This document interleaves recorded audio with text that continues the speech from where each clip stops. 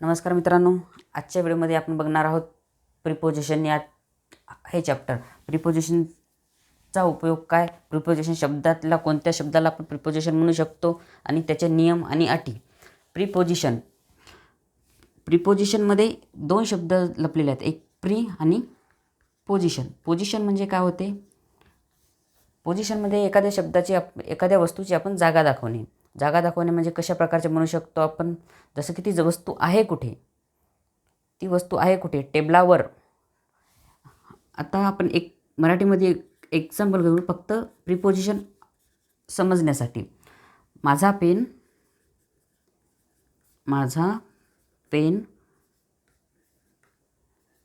टेबलावर आहे. मी घरामध्ये आहे. हे आपण दोन वाक्य घेतले. मराठीमध्ये प्रिपोजिशन हा समजण्यासाठी आपण काय केलं, माझा पेन टेबलावर. पेनची दिशा पेनची पोझिशन काय दाखवली आपण, टेबलावर आहे. तर हा जो वर आहे आणि हा जो मध्ये आहे याला आपण काय म्हणू शकतो, प्रिपोजिशन, शब्दयोगी अव्यय. फक्त मराठीमधले उदाहरण याच्यासाठी घेतले की प्रिपोजिशन म्हणजे काय याचा बेसिक तुम्हाला माहीत असायला पाहिजे. आता आपल्याकडे एकूण 6 प्रिपोजिशनाचे आपण एकूण उदाहरण बघणार आहोत. त्यापैकी एक to, from, over, under, below आणि अबोव. आपले 6 प्रकारचे प्रिपोजिशन आहे. त्याचा वाक्यामध्ये कुठे उपयोग होतो, कशासाठी होतो आणि तो कसा करायचा, हे आपण आजच्या व्हिडिओमध्ये बघणार आहोत किंवा लेक्चरमध्ये बघणार आहोत. आता बघू, पहिला आपण टू आपल्याला कुठे यूज करता येईल. एखाद्या वस्तूची डायरेक्शन दाखवायची असेल,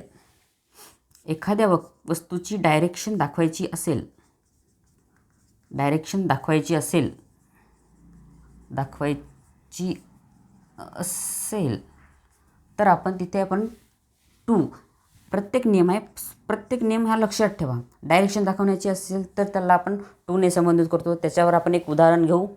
ते म्हणजे जसं की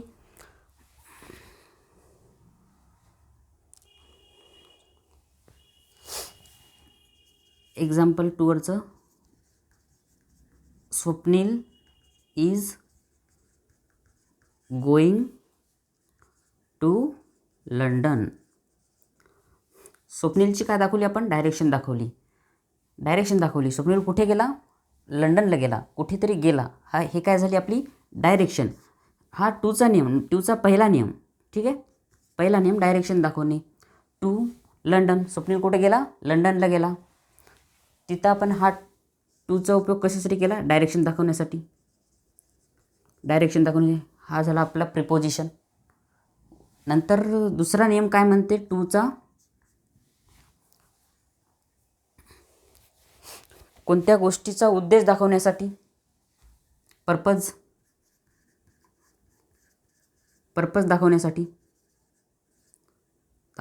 दाखवण्यासाठी. जसं याच्यामध्ये डायरेक्शन दाखवण्यासाठी कसा गेला, स्वप्नील हा लंडनला गेला. कुठे गेला, लंडनला. तर गेला हा कशामुळे समजते, टूमुळे. हे झालं आपलं काय झालं या वाक्यामधलं प्रिपोजिशन. पर्पज दाखवण्यासाठी आपण काय म्हणू शकतो, एखाद्या कोणत्याही वस्तूला प्रपोज किंवा एखाद्या पर्पज दाखवायसाठी, he was to meet you. He was to meet you. तो त्याला भेटणार आहे असं म्हणू शकतो. तो तुला भेटणार आहे. मीट यू हा काय झाला वाक्यातला आपला पर्पज झाला. कोणती गोष्ट आपण त्याला भेटणार आहोत, त्याला या टूचा उपयोग काय केला, आपल्या इथं पर्पज दाखवण्यासाठी त्याचा उपयोग केला. याचंच एक सोपं उदाहरण घेऊ आपण, जेणेकरून तुम्हाला लवकर लक्षात येईल. आता एक सोपं आपल्याला काय म्हणता येईल, वी अर्न टू लाईव्ह. तिसरं उदाहरण, वी अर्न टू लाईव्ह. आपण पैसा कशासाठी कमवत आहोत, जगण्यासाठी. तर या वाक्यामध्ये काय दाखवला, हा टू या एक पर्पज दाखवला की आपण पैसा कशासाठी. इथे डायरेक्शन दाखवलं का, नाही दाखवलं. अशा वेळेस आपण प्रिपोजिशन या प्रिपोजिशनचा उपयोग कशासाठी केलेला आहे, पर्पज दाखवण्यासाठी. याच्यानंतर आपलं टू हा झाला. टूचे 2 पॉईंट लक्षात ठेवायचे प्रिपोजिशनमध्ये. जसं की पहिला काय दिलं आपण, एखादी डायरेक्शन दाखवायची असेल तर, किंवा Swapnil is going to London, Swapnil is going to Ratnagiri, Swapnil is going to Yavatmal, अशा प्रकारचे जर आपण म्हटलं तर आपल्याला तिथे टूचा उपयोग कशासाठी दाखवतो आपण, डायरेक्शन दाखवण्यासाठी. नंतर ही वॉज टू मीट, एखाद्या वाक्यामध्ये एखादा पर्पज दाखवायचा असेल तर या टूचा उपयोग आपण पर्पज दाखवण्यासाठी करू शकतो. आपण बघत आहोत टू हे आपले काय आहेत, प्रिपोजिशन आहेत. याचा उपयोग कुठे होतो ते बघत आहोत. टूचा उपयोग समजला. या 2 ठिकाणी आपल्याला टूचा उपयोग अशा प्रकारे करायचा आहे. नंतर आपला काय आहे, फ्रॉम. आता फ्रॉमचा उपयोग बघू.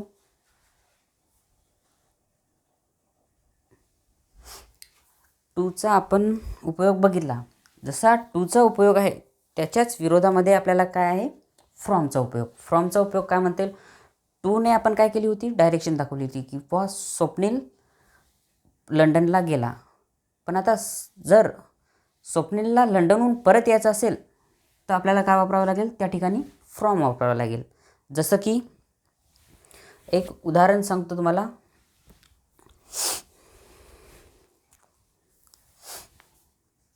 I am coming from Delhi. ठीक आहे. इथं आपण असं म्हणू शकतो का, एक टूचं उदाहरण घेऊ. आय ॲम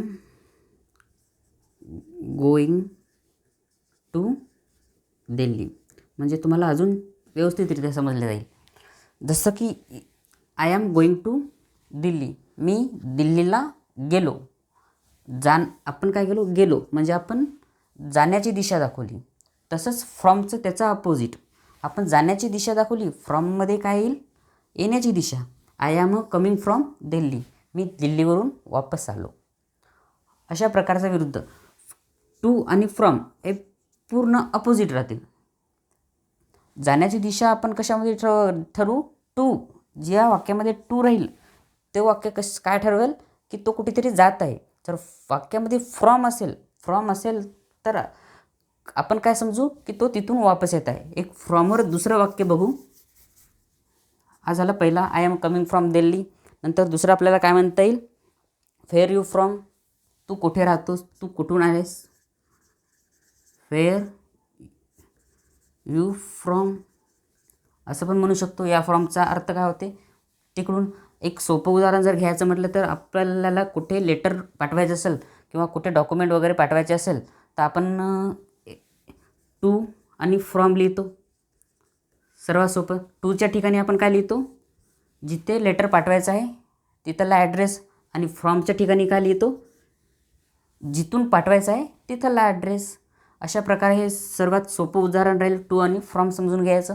आता त्याच्यानंतर दुसरा उपयोग फ्रॉमचा कोणता सांगेल, कारण. नंतर हे दाखला ओरिजिन किंवा येण्याची दिशा दाखवली. नंतर फ्रॉमचा दुसरा वापर आहे, यूज आहे काऊज. वाक्यामध्ये कारण सांगायचं असेल तर आपण फ्रॉमचा यूज करतो. एकच शब्दाला आपण, जसं की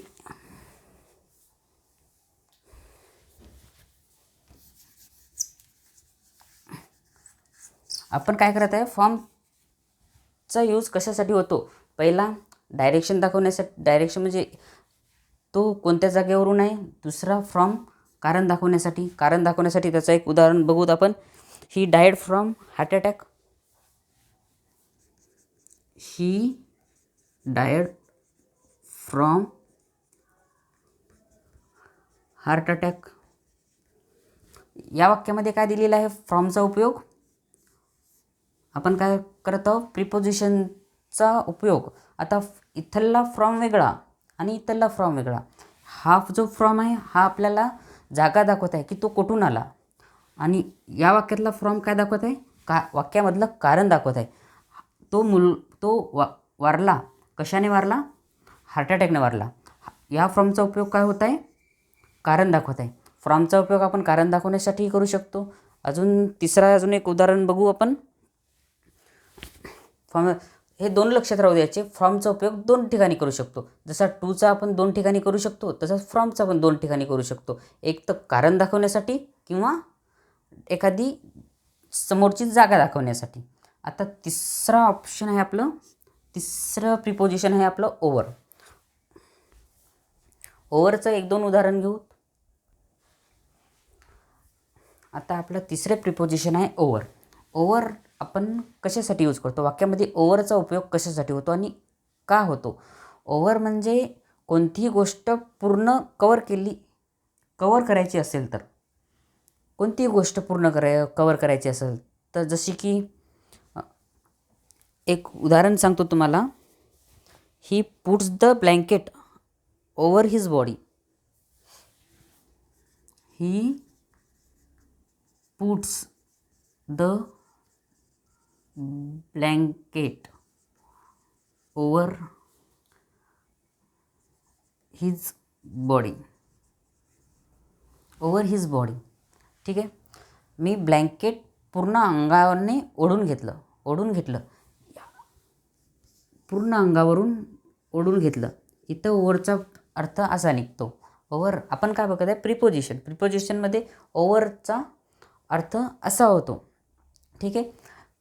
त्याने ब्लँकेट पूर्ण अंगावरून कोणतीही गोष्ट पूर्ण कवर करायची असेल तर वाक्यामध्ये आपल्याला काय लावावं लागेल, ओव्हर लावावं लागेल. त्याचे बरेच काही नियम आहेत, त्याच्यावर आपण एक वेगळा व्हिडिओ बनवणार आहोत. आपण काय बघत आहोत, प्रिपोजिशन शब्दयोग्य अवयवाची फक्त ओळख बघत आहोत.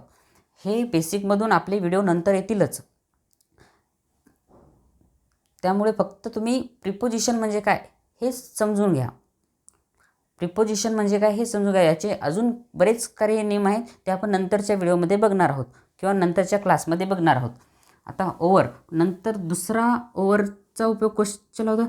He is a over smart. He is a over smart. अति हुशार. ओव्हर म्हणजे जास्त. कोणत्याही गोष्टीचं वाक्यामध्ये कोणत्याही गोष्टीचं जर प्रमाण हे जास्त दाखवायचे असेल तर आपल्याला वाक्यामध्ये काय लावावं लागेल, ओव्हर लावावं लागेल.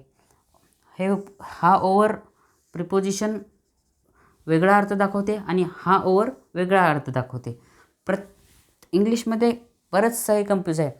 ओव्हर हे दोन ठिकाणी अलग अलग मिनिंग दाखवते. या वाक्यामधला ओव्हर अलग मिनिंग दाखवतो आणि या वाक्यामधला ओव्हर हा अलग मिनिंग दाखवते. आहेत दोन्ही प्रिपोजिशन, फक्त त्याचे अर्थ वेगवेगळे आणि कोणता ओव्हर कुठे लावायचा हा तुम्हाला लक्षात आला पाहिजे.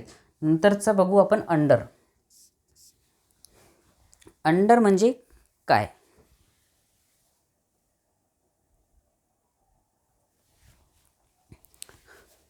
आपण टू बघितला, फ्रॉमचा उपयोग बघितला, ओव्हरचा पण उपयोग बघितला. आता आपण बघू अबोव.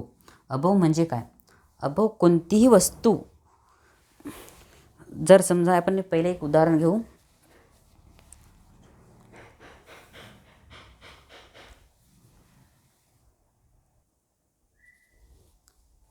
आता अबोव कशा लक्षात घेऊन ठेवायचं आपल्याला, लक्षात घ्या. अबोव म्हणजे कोणत्याही दोन गोष्टीचं कंपॅरिझन वाक्यामध्ये असेल तर तिथं अबोव लागते. दोन गोष्टीचं comparison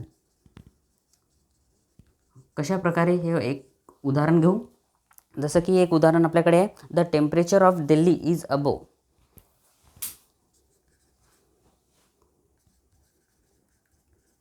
temperature is Delhi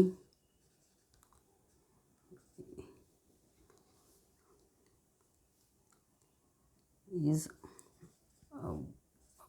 45°C. दिल्लीचं टेम्परेचर हे 45° जास्त आहे. आपल्याला या वाक्यामध्ये 45° कंपॅरिझन केलेलं आहे. आपल्याला टेम्परेचर कसं आहे, 45 जास्त आहे. त्या पेक्षाला आपण काय म्हणू शकतो, पेक्षा जास्त आहे म्हणजे अबोव. तिथे आपण अबोवचा यूज करू शकतो. कोणत्याही एका दोन गोष्टीचं कंपॅरिझन करायचं असेल तर आपल्याला वाक्यामध्ये काय लावावं लागेल, अबोव लावावं लागेल. जसं की आपल्यापाशी एक उदाहरण आहे त्याच प्रकारे. तर नंतरचं आपलं ऑप्शन आहे दोन आहेत, एक अंडर आणि बिलो. हे दोन सर्वात सोपे आहेत. त्यामुळे आता एक अंडरचं उदाहरण घेऊ आपण. कोणतीही गोष्ट कुठे त्याच्या खाली जर दाखवायची असेल, कारण की एखादा पक्षी टेबल खाली आहे किंवा एखादी माझी पेन टेबल खाली आहे किंवा हे दाखवायचं असेल तर आपण वाक्यामध्ये काय यूज करू शकतो? अंडर. जसं की the cat under the table. ती मांजर कुठे आहे? टेबला खाली आहे. अशा प्रकारचे वाक्य असेल तर तिथं अंडर या प्रिपोजिशनचा उपयोग होतो. तसंच याच्या विरुद्ध बिलो. बिलोमध्ये काय म्हणता येईल आपल्याला?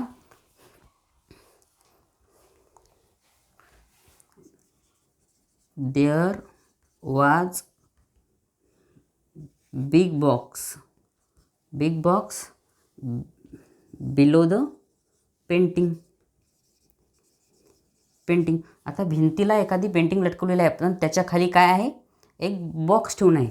याच्या खाली टेबलच्या खाली काय आहे? मांजर आहे. पण एखाद्या भिंतीवर जर एखादा चित्र लटकवलेलं आहे त्याच्या खाली एक काय ठेवून आहे? आपला बॉक्स ठेवून आहे.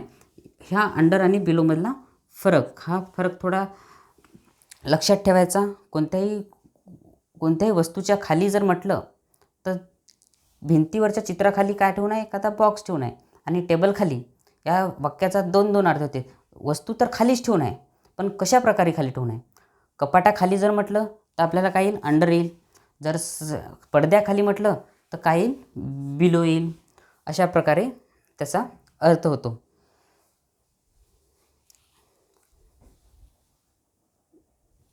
अशाच प्रकारे आपण आज प्रिपोजिशनमध्ये 6 टॉपिक बघलेला आहे. याच्यामध्ये अजून एक टॉपिक ॲड होते तो म्हणजे टुवर्ड नावाचा. टुवर्ड हा शब्द पण आपल्याला काय म्हणता येईल? प्रिपोजिशनच म्हणता येईल.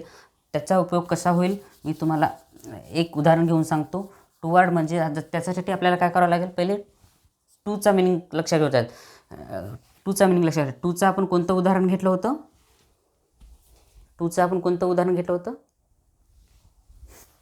प्रिपोजिशनमध्ये आपला टुवर्ड हा शब्दसुद्धा येतो. पण टू आणि टुवर्ड याच्यामध्ये फरक कसा जाणून घ्यायचा? आपण टूमध्ये एक उदाहरण घेतलं होतं, Swapnil is going to London. आणि तसंच आपण टुवर्डमध्ये काय म्हणू शकतो? Swapnil is going toward London. Toward London. वाक्य सेम आहे, फक्त टूच्या जागी इथे काय लागला? टुवर्ड लागला. आता याचा मराठीमध्ये अर्थ वेगवेगळा होतो. जसं याचा मराठीमध्ये अर्थ काय होतो? स्वप्नील हा लंडनला गेला. पण याचा अर्थ काय होतो? स्वप्नील हा लंडनच्या दिशेने गेला. लंडनलाच गेला असं सांगता येईल का? नाही. स्वप्नील हा लंडनच्या दिशेने गेला. स्वप्नील हा लंडनच्या दिशेने गेला. आणि स्वप्नील हा लंडनला गेला. स्वप्नील हा लंडनला गेला. इंग्लिशमध्ये फक्त हा टू चेंज झाला. इथं टूच्या जागी टुवर्ड आला.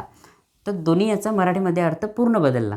स्वप्नील हा लंडनला गेला आणि स्वप्नील हा लंडनच्या दिशेने गेला. याच्यामध्ये खूप सारा फरक आहे.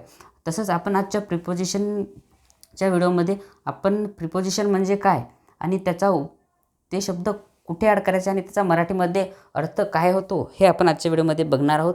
अशाच प्रकारे सोप्या भाषेतून आपले इंग्लिशचे व्हिडिओ रोज एक अपलोड होईल. त्यासाठी आपल्याला काय करायचं आहे? चॅनलला सबस्क्राईब करायचं आहे आणि गरजू लोकांना हा व्हिडिओ किंवा यूट्यूबची लिंक शेअर करायची आहे. धन्यवाद.